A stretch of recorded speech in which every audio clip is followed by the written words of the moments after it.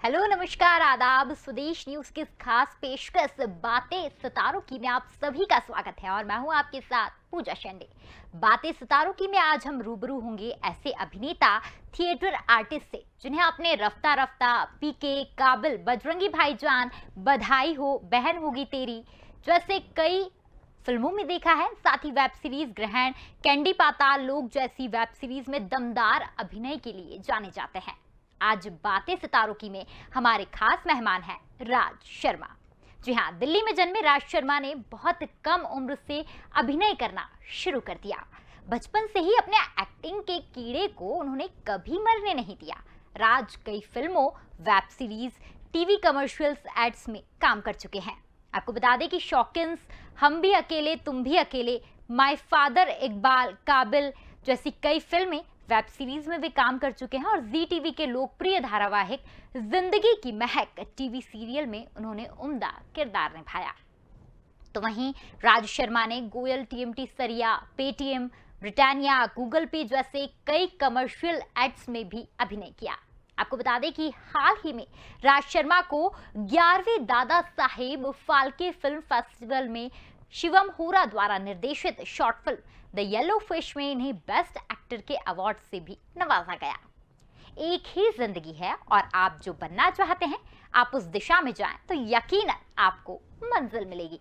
इस फिलॉसफी को हमेशा फॉलो करने वाले एक बहुमुखी प्रतिभा के धनी अभिनेता से आज हम मुखातिब होंगे और जानेंगे उनके अभिनय के सफर के बारे में। तो हमारे साथ लाइव जुड़ गए हैं राज शर्मा, जो एक बेहतर अभिनय और थिएटर आर्टिस्ट हैं। सर, आपका बहुत बहुत स्वागत है स्वदेश न्यूज में और हमारी इस खास पेशकश बातें सितारों की में। थैंक यू सो मच बुलाने के लिए, बहुत बहुत शुक्रिया जी। राज जी, जिस तरीके से आपके कई इंटरव्यूज देखे और आपको हमने कई फिल्मों में देखा, तो सबसे पहले हम जानना चाहेंगे कि इस अभिनय के सफर की शुरुआत कैसे हुई? बचपन से ही, मतलब जैसे होता है ना कि बचपन में होता है कि कोई डॉक्टर बनना चाहता है, कोई इंजीनियर बनना चाहता है, या कोई आर्मी में जाना चाहता है, कोई क्रिकेटर बनना चाहता है। तो ऐसे ही मैं एक्टर बनना चाहता था जी। और छोटी उम्र से, 8 साल की उम्र से मैंने स्टेज पे काम करना शुरू किया। धीरे धीरे धीरे धीरे नाटकों में काम करना शुरू किया। कॉलेज में आने के बाद फिर मैं बेसिकली जो दिल्ली का जो स्टेज है, दिल्ली का जो थिएटर, उस फैसिलिटी से जुड़ गया। वहाँ पर एक ग्रुप होता था एक्ट वन, जो दिल्ली का बहुत रिनाउंड ग्रुप था, थिएटर ग्रुप 1990 में, मतलब 90 के दौरान में। तो उस वक्त मैं कॉलेज में था, साउथ कैंपस में था। वहाँ की ड्रामेटिक सोसाइटी ज्वाइन करने के बाद फिर मैंने वहाँ का रुख किया और वहाँ पे काम करने लगा। बीच में मेरा बहुत लंबा एक ब्रेक आया, करीबन 12 साल का। मेरे फादर एक्चुअली में 1996 में एक्सपायर हुए थे। मैं उस दौरान थिएटर ही कर रहा था। तो फादर मेरे लॉयर थे और ऐसा नहीं था, मैं अपने घर में सबसे बड़ा था। 2 भाई 2 बहन हैं, वो मुझसे सब छोटे हैं। तो जॉब्स करनी पड़ी, बहुत सारी और जॉब्स की। लेकिन कहीं ना कहीं वही था कि मुझे, मैं हमेशा ये सोचता था कि मैं जो करना चाहता हूँ वो तो मैं नहीं कर रहा हूँ। और मुझे जॉब्स करना, मैंने फिर बिजनेस स्टार्ट किया। फिर धीरे धीरे होते होते उसके बाद मैंने फिर से सोचा कि मैं थिएटर दोबारा शुरू करता हूँ। तब तक ऐसा कोई वो नहीं था कि मतलब मुझे फिल्मों में ही जाना है। बस मुझे ये था कि मैं स्टेज करना चाहता था, मैं थिएटर करना चाहता था। और 2008 से मैंने शुरुआत की, दिल्ली में फिर नाटक करने शुरू किए। 2010 में मैं मुंबई गया। वहां जाते ही पहले दिन मेरे को एक सीरियल में काम मिल गया। 3-4 दिन का शूट था। तो मुझे लगा वाह, ये तो हो गया, मतलब बम्बई तो मेरा इंतजार कर रही है। वो कुछ सीरियल वगैरह करने के बाद फिर मुझे लगा कि नहीं, मैं ये नहीं करने आया मुंबई। मैंने अपनी पूरी जिंदगी दी है, थिएटर इतना सारा किया है, तो मेरा रुख फिर फिल्मों की तरफ। उसके बाद मैं यहाँ गुड़गांव में किंगडम, मैं बॉम्बे से वापस आ गया। तो गुड़गांव में किंगडम ऑफ ड्रीम में, वहां पर मैंने 7 साल एज एन एक्टर काम किया और वहां से फिर फिल्मों की शुरुआत हुई। तो मेरी पहली फिल्म थी पीके, और जिसमें कि मुझे आमिर खान के साथ मेरा एक सीन था। बस में वो सीन था, उसमें मुझे आमिर खान को थप्पड़ मारना था। तो वो बड़ा टफ था एक सुपरस्टार के सामने। मैं बहुत घबराया हुआ था। तो बस इसी तरीके से फिर वहां से सफर शुरू हुआ और आज तक जारी है। और दिन ब दिन मतलब कोई ना कोई फिल्म, कोई ना कोई वेब सीरीज। रिसेंटली मेरी एक वेब सीरीज रिलीज हुई है, कैंडी, रूट सेलेक्ट के ऊपर। तो उसमें मैंने आत्मनाथ का कैरेक्टर निभाया है। पहली बार मैंने पुलिस वाले का कैरेक्टर किया। मैं बहुत समय से पुलिस वाला करना चाहता था, क्योंकि पुलिस के कैरेक्टर में काफी सारी लेयर्स होती है। तो बस यही है, सफर अभी तक चल रहा है, जारी है, देखते हैं कहाँ तक पहुँचते हैं। बिल्कुल सर, ये बहुत हसीन सफर है जिसमें हम आपको इतने बेहतर उम्दा किरदार के साथ देख पा रहे हैं। आपसे जानना चाहेंगे राजी कि जिस तरीके से आपकी फिलॉसफी, मैंने भी अभी आपके इंट्रोडक्शन में जिक्र किया था कि आपकी फिलॉसफी है कि जिंदगी एक है और इसमें जो चाहें, जो आपका मन है करने का, उसे ज़रूर करें, क्योंकि इकलौती ज़िंदगी है और आप पूरी लगन के साथ अपने काम को करने में लगे तो यकीनन आपको मंजिल मिलेगी। ऐसे में आपसे मेरा पूछना है कि जहाँ आपने कहा बचपन से आपका ये शौक रहा है एक्टिंग करना, ये एक्टिंग का कीड़ा बचपन से ही रहा है, तो क्या फैमिली ने बचपन से आपको इस एक्टिंग के कीड़े को जीवंत रखने में हेल्प करी, या फिर कहीं ना कहीं कुछ रुकावटें भी आई जहाँ कहीं फैमिली प्रेशराइज करती कि नहीं आपको पढ़ाई करना है? हाँ, मतलब ऐसा था, मेरे फादर दिल्ली के बहुत माने हुए वकील। तो उनसे मतलब होता है ना, सोसाइटी में पूछते हैं कि भाई अगर आपके पेरेंट्स इतने अच्छे हैं तो बच्चे क्या कर रहे हैं। तो वो होता था, मेरे फादर का ये था कि पढ़ाई पहले पूरी करो, बिल्कुल, और पढ़ाई करना जरूरी है। और उस तरीके से प्रेशर तो रहा हमेशा से। और वो वैसे मतलब कभी वो चाहते, उनका ये था कि वो चाहते थे कि जो मन में आए वो करो, अच्छा है, सब कुछ करना चाहिए लाइफ। बेसिकली मेरे फादर की फिलॉसफी थी ये, जो कि लाइफ एक है और इस जिंदगी में आपको जो पाना है, जो हासिल करना, वो आप यहीं से पा सकते हैं। बिल्कुल। तो लेकिन वही हुआ कि मतलब फादर की जल्दी डेथ हो गई, तो फिर थोड़ा सा रोड़ा आया लाइफ में। और बाकी मेरा भाई है, मेरे से छोटा है 3 साल, उसकी काफी हेल्प रही मेरे साथ, मेरे परिवार की बहुत हेल्प रही जी। तो एज सच फैमिली का प्रेशर उतना रहा, मतलब फैमिली का सपोर्ट ही रहा। तभी आज आप इस सफर को कंटिन्यू कर पा रहे हैं। राजी, जानना चाहेंगे जिस तरीके से हम आपको किरदार में देख रहे हैं, अनुपम खेर सर की बात करें तो उनको भी हमने एक एज से देखा और कंटिन्यू अभी तक उसी एज में, उसी गेटअप में देख पा रहे हैं। तो वैसे ही उनके बाद अगर शायद बात करें तो राज शर्मा जी जो ऐसे आप हैं, जिनके बाद हम आपको सेम उसी एज कैरेक्टर में देख पा रहे हैं, तो ज़रूर हम जानना चाहेंगे कि कैसी रही आपकी बचपन, कैसा रहा, कैसी रही आपकी लव लाइफ, यंग लाइफ, कैसे जिया आपने अपनी यूथ लाइफ, और बचपन भी कितना यादगार रहा? मैं मतलब मेरा शुरू से मैं एक अच्छे परिवार से रहा हूँ। मेरा पारिवारिक बैकग्राउंड बहुत स्ट्रांग रहा है जी। तो बचपन बहुत अच्छा था, तो बहुत ही अच्छा। और उसके बाद अब जो प्रॉब्लम मुझे आई वो मेरे फादर की डेथ होने के बाद है। क्योंकि ऐसा तो नहीं था कि फादर का बिजनेस नहीं था, मतलब वो दुकान नहीं थी। जैसे अब मैं हूँ, मैं एज एन एक्टर, ये मेरी अपना क्रिएशन है, मतलब ये मेरी अपना हुनर है। मतलब ये हुनर मेरे बच्चों को नहीं मिल सकता, उनको भी अपना खुद का कुछ करना पड़ेगा। तो वही था। तो बेसिकली वहां पर बहुत प्रॉब्लम आई, मुझे बहुत सारी और जॉब करनी पड़ी, बहुत सारा स्ट्रगल रहा लाइफ में। काफी करीबन मतलब पिछले सन 1900 मतलब लगा लीजिए 1997 से लेकर 2008 तक बहुत ज्यादा स्ट्रगल रहा। मैंने बहुत और जॉब्स की, तरह के काम किए। मैं अक्सर जब भी मैं कभी बोलता हूँ तो मैं कहता हूँ मैंने हवाई जहाज नहीं चलाया, बाकी मैंने सारे काम किए जिंदगी में। तो क्या नहीं बेचा, क्या नहीं मैंने काम किया, जो जिसे कहते हैं ना कि झाड़ू पोछे से लेकर के और ज्वेलरी बेचने तक जी। हर तरीके का मैंने काम किया, क्योंकि मुझे पैसा कमाना था, मुझे अपना शौक को, अपने पैशन को जिंदा रखना था। तो उस तरीके से मुझे जो जहां भी काम मिलता गया मैं करता रहा।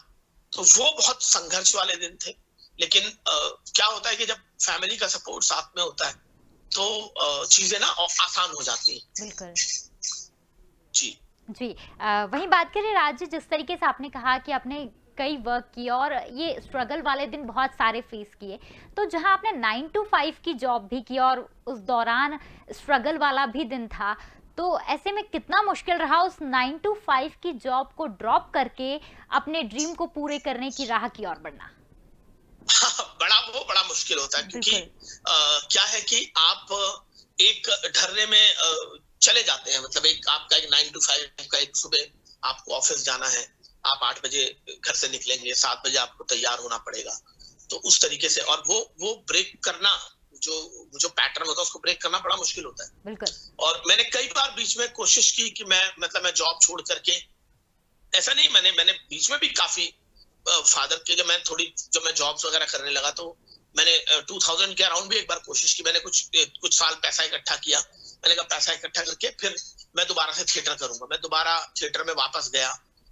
This is around 2000। लेकिन क्योंकि आप एक पैटर्न में जा चुके हैं, बिल्कुल, आप एक पैटर्न को फॉलो कर रहे हैं, तो वो बड़ा मुश्किल होता था। थिएटर का टाइमिंग इवनिंग होती थी, पूरे दिन आप क्या कर रहे हैं। फिर थोड़े दिन बाद पैसे खत्म हो गए, अब फिर आपको पैसे चाहिए तो नौकरी करनी पड़ेगी।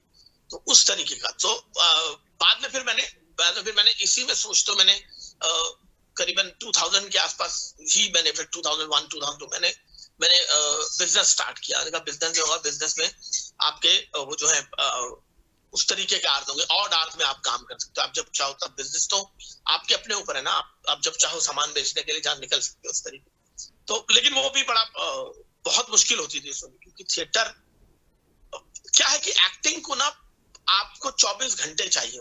बिल्कुल। ये ऐसा नहीं है कि 2 घंटे आपने जाके किसी ग्रुप में थिएटर कर लिया। मतलब मैं अभी भी यहाँ बैठा हूँ, मैं अपने पास ये डायरी लेके बैठा हूँ। ये मैं बिल्कुल, अगर मान लीजिए मुझे कुछ भी, आपकी बाप से बात करते हुए कुछ भी होगा, तो मैं फटाक से उसे नोट कर लूँ। मैं पेन और डायरी लेके बैठता हूँ। मैं 24 घंटे बस यही सोचता रहता हूँ, एक्टिंग के बारे में सोचता रहता हूँ, और एक्टिंग ही मेरे जहन में रहती है 24 घंटे।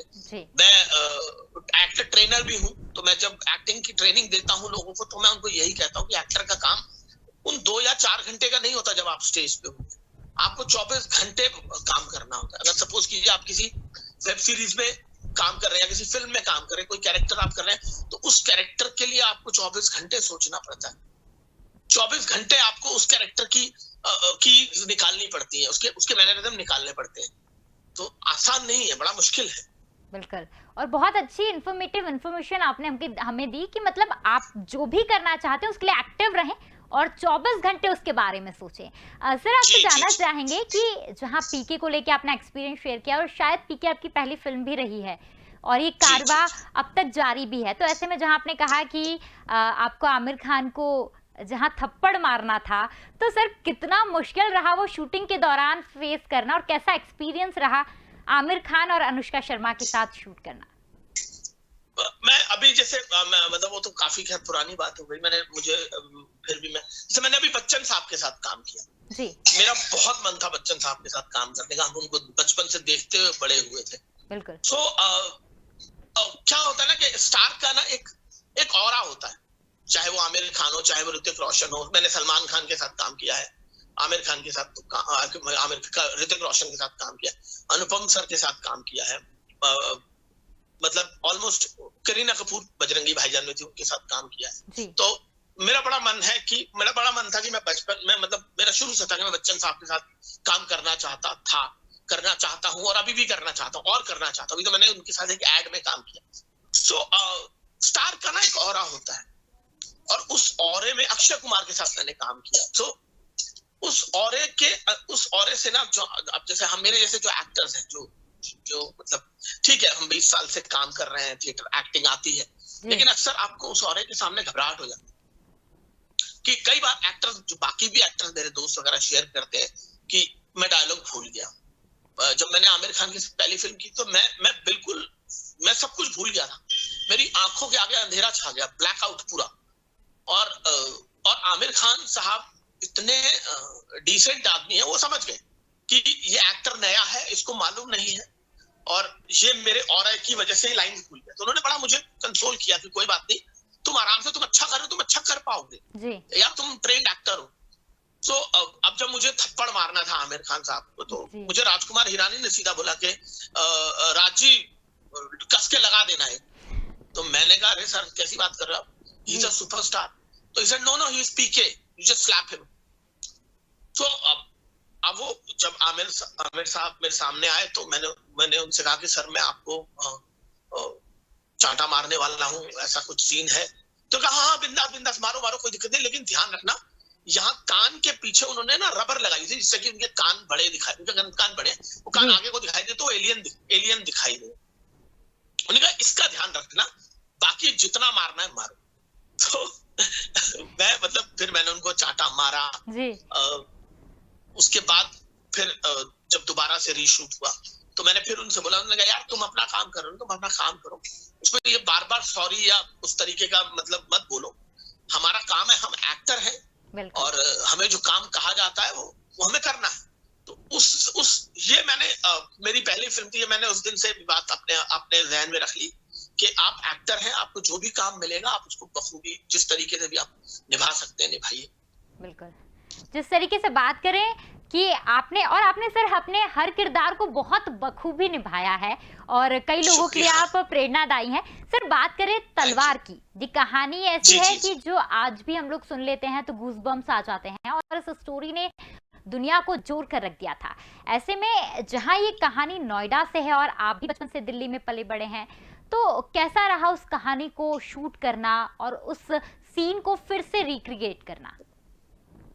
देखिए मेरा तो बहुत ही छोटा सा पार्ट था, लेकिन क्योंकि मैं रहता नोएडा में हूँ, मतलब मैं दिल्ली से अब मैं नोएडा में रहता हूँ और पिछले 25 सालों से मैं नोएडा में ही हूँ। जब ये केस हुआ था नोएडा में, अब तक 2 केस हुए, वो जो बच्चों के कंकाल मिले थे उसी निठारी में, निठारी कांड के नाम से जिसको जाना जाता है, बंढेर वाला, और ये दूसरा ये कांड हुआ आपका। तो मैं उस दौरान मतलब मैं मैच्योर हूँ, मैंने ये केसेस दोनों केसेस अपने सामने देखे हैं और बिकॉज क्योंकि मैं थिएटर एक्टर रहा हूँ, थिएटर वाले थोड़े से एक्टिव होते हैं सोशल इश्यूज पर लेकर के, तो मैंने केस को बहुत नजदीकी से फॉलो किया।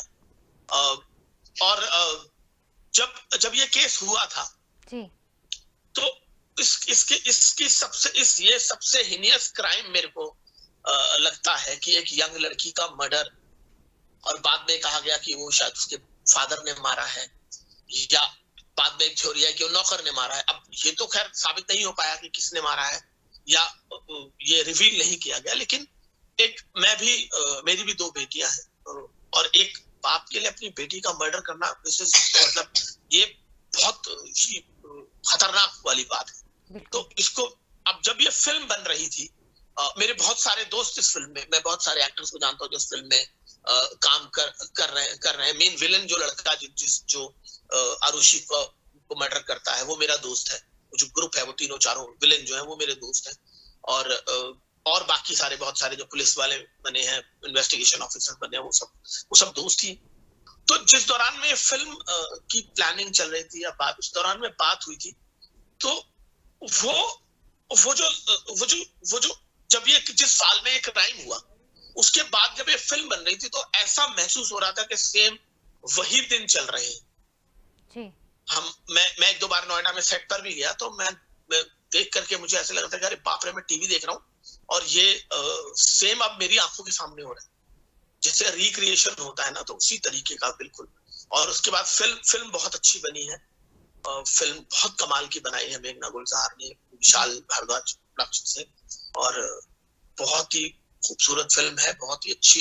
इरफान साहब जो नहीं रहे, उन्होंने उसमें फिल्म में बहुत अच्छा काम किया जी। तो हाँ, मतलब वो रिक्रिएशन करना, तो वो जो जैसा आपने कहा कि गूज़बम, अभी भी मेरे गूज़बम्स आ रहे हैं, तो उस वाकये को याद करके। बिल्कुल सर, बहुत सैड स्टोरी थी और वो स्टोरी आज भी हम लोग जब भी याद करते हैं तो इस टाइप का मतलब गूज़बम्स आ ही जाते हैं। सर बात करें जहाँ फिल्म के 2 पहलू सामने आए थे कि फिल्म में ये भी फिल्माया गया कि पेरेंट्स ने हत्या की और एक थ्योरी कहती है कि नौकर ने हत्या की, और फिल्म में ये भी फिल्माया गया। तो सर आपके मुताबिक अगर मैं इंडिविजुअली राय की बात करूं तो कौन से थ्योरी जो है फैक्ट्स के सबसे ज्यादा करीब लगती है आपको? मुझे जहां तक मेरा मानना फादर वाला ही है जी, कि फादर वाली जो थ्योरी है, जहां तक मुझे लगता है कि शायद वो बात सच है जी। लेकिन क्योंकि हाई प्रोफाइल केस था तो केस को इस तरीके से दबाने की भी कोशिश की गई। बिल्कुल। जी मेरा ये मानना है। जी राजी, बात करें जिस तरीके से फिल्म में आपने इरफान खान जी की बात की, इरफान खान सर एक जिंदा दिल इंसान थे और सभी के लिए एक सदमा था कि बॉलीवुड ने एक नायाब हीरा खो दिया है। तो आपके लिए कितना शॉक्ड थी ये न्यूज़ कि इरफान खान सर ने दुनिया को अलविदा कह दिया, और क्या कोई ऐसा वाकया जो हमारे साथ आप शेयर करना चाहेंगे इरफान खान सर के साथ, जिसको आज भी आप याद करते हैं तो आपके चेहरे पे मतलब आपको एक मुस्कान आ जाती है और इरफान सर आज भी आप फील कर पाते हैं कि इरफान सर हमारे करीब हैं? हाँ, बिल्कुल। आप बेसिकली इरफान सर का क्या है कि वो सबके चहेते रहे। बिल्कुल। मतलब जितने भी हम थिएटर के लोग हैं, चाहे वो ड्रामा स्कूल से हैं, क्योंकि इरफान साहब ड्रामा स्कूल से थे, जी। या किसी भी इंस्टीट्यूशन से हैं, या मेरी तरह मैच्योर थिएटर करने वाले जो मतलब इंडिपेंडेंट थिएटर करने वाले लोग, वो सभी के वो फेवरेट रहे हैं। जी। आज भी जब भी कभी उनके बारे में बात होती है या कोई जिक्र आ जाता है, उनकी कोई फिल्म देखते हैं तो मतलब वो सच में आपने कहा कि उनको देखकर, उनके अभिनय को देख करके चेहरे पे एक मुस्कान आ जाती है। अभी परसों में मेरे किसी फ्रेंड ने फेसबुक पे किसी दोस्त से लिखा था कि तिग्मांशु धूलिया जो डायरेक्टर है फिल्म के, उन्होंने एक नीलेश मिश्रा के इंटरव्यू में कहा था कि अच्छी एक्टिंग इरफान करता है। जी। तो ये वाकया ही सुन के चेहरे पे मुस्कान आ जाती है। मैं इरफान साहब से 2-3 बार मिला हूँ, बस मैंने उनके साथ स्क्रीन शेयर नहीं किया। जी। पहले 2009 में मिला था, मेरे एक बहुत पुराना फोटोग्राफ भी है उनके साथ, तलवार के सेट पे मैं उनसे मिला था। वो हमेशा मिलते थे, तो वो बस मतलब एक होता है ना कि जितना वो बूस्ट अपने साथी लोगों को या साथी एक्टर्स को करते थे, तो मैं सेकंड टाइम या थर्ड टाइम था जब मैंने उनसे मेरी उनसे मुलाकात हुई। एक फिल्म थी हिंदी मीडियम उसके सेट पे, तो मैंने उनसे कहा था मैं भी एक्टर हूँ, मेरा नाम राज शर्मा है। तो एकदम उन्होंने कहा अरे यार राज जी, मैं आपको जानता हूँ और बहुत अच्छे से जानता हूँ और बड़ा अच्छा काम कर रहे हो और लगे रहो यार, लगे रहो, बढ़िया है बढ़िया है बढ़िया है। तो मतलब इरफान सर तो इज अ जेम, आज भी लगता है कि वो हमारे बीच में है। जी बिल्कुल सर, और उनकी यादें हमेशा हमारे बीच में रहेगी ही। और जी। सर ऐसा जानना चाहेंगे कि राज शर्मा जहां उनका जन्म 29 दिसंबर को हुआ, वहीं सलमान खान 27 दिसंबर को जन्मे और राजेश खन्ना 25 दिसंबर को। ऐसे में अगर राज जी से बात की जाए कि उन्हें टाइम मशीन मिले और किसी एरा में जाने का मौका मिले, तो आप किस एरा में जाना चाहेंगे और क्यों? मैं बेसिकली दीवार वाले एरा में जाना चाहूंगा, जब दीवार अमिताभ बच्चन की फिल्में आती थी, दीवार, मुकद्दर का सिकंदर और जंजीर और सत्ते पे सत्ता और बहुत सारी फिल्में। मैं अगर मुझसे कोई कहे कि, तो मैं उस वक्त में उस एरा में जाना चाहूंगा और उन फिल्मों में मैं एक्टिंग करना चाहूंगा। जो अभी तो जो हो रही है फिल्में या जो मैं कर रहा हूँ वो अच्छा है, सब कुछ अच्छा है, लेकिन अगर आप मुझसे सच में पूछें तो मैं उस 70s वाले एरा में जाना चाहता हूँ। मैंने ये बात रंजीत साहब को भी बोली थी, मैंने एक फिल्म की थी बहन होगी तेरी जी। तो मैंने उनसे कहा था कि सर काश जिस तरीके से आप विलन बनते रहे तो मैं कहीं आपके राइट या लेफ्ट में खड़ा होता तो मजा आ जाता, मैं अच्छा लेट पैदा हुआ हूँ उस तरीके से। जी राज सर, आपसे जानना चाहेंगे कि ये खूबसूरत कारवा यूं ही जारी रहेगा और हम आपको यूं ही देखते रहेंगे, आपसे इंस्पायर्ड होते रहेंगे, आपकी प्यारी प्यारी बातों को सुनकर इंस्पायर्ड होते रहेंगे। ऐसे में अब हम आपके अपकमिंग प्रोजेक्ट्स की बात करें तो किन वेब सीरीज या फिल्मों की बात करें जहां हम राज शर्मा जी को देखेंगे? मैं एक यशराज की फिल्म है शमशेरा, जिसमें संजय दत्त और रणबीर कपूर है, ये मेरा एक बहुत बड़ा आने वाला मतलब प्रोजेक्ट है।